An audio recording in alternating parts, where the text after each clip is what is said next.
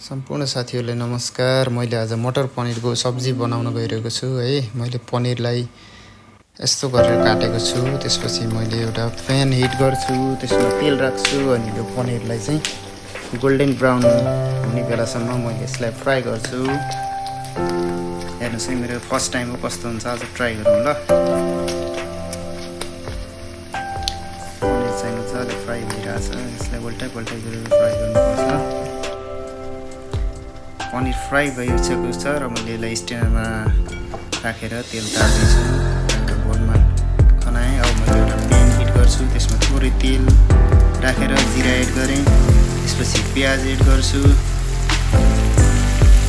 अब यो प्याजलाई पनि हामीले एकछिन फ्राई गर्नुपर्छ। प्याजलाई फ्राई गर्दैछु।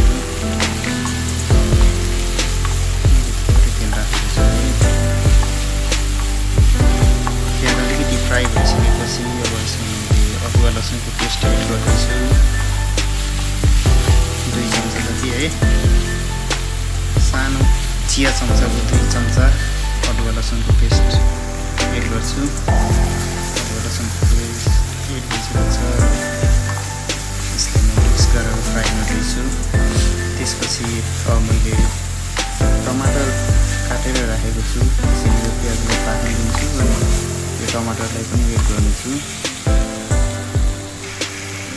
टमाटर पनि एड गरिसकेको छ मैले, यसलाई पनि म मिक्स गर्दैछु।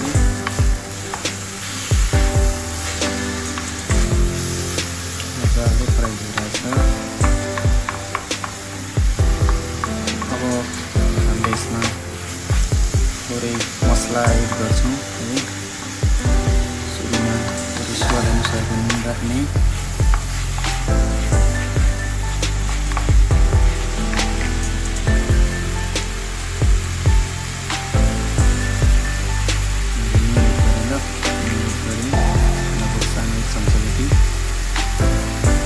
त्यसपछि मैले आधा चम्चा जति बेसार एड गर्नेछु।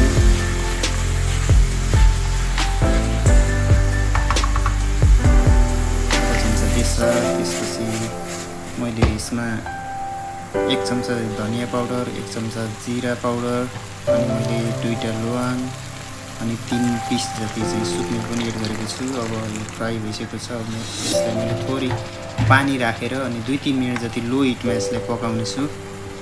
अनि यो पाकिसकेपछि यसलाई म थोरै हल्का चिसो हुन दिएर अनि म ग्राइन्ड गर्नेछु। र ग्राइन्ड पनि भइसक्यो ल, हेर्नु फाइनलै। र मैले यसमा चाहिँ यो मटरलाई एड गरेँ अनि त्यसपछि हाम्रो अघि फ्राई गरेको पनिरलाई पनि एड गरेको छु र माथिबाट चप गरेको धनिया छर्केको छु। कस्तो राम्रो कलर आइरहेछ है, मिठो बास्ना पनि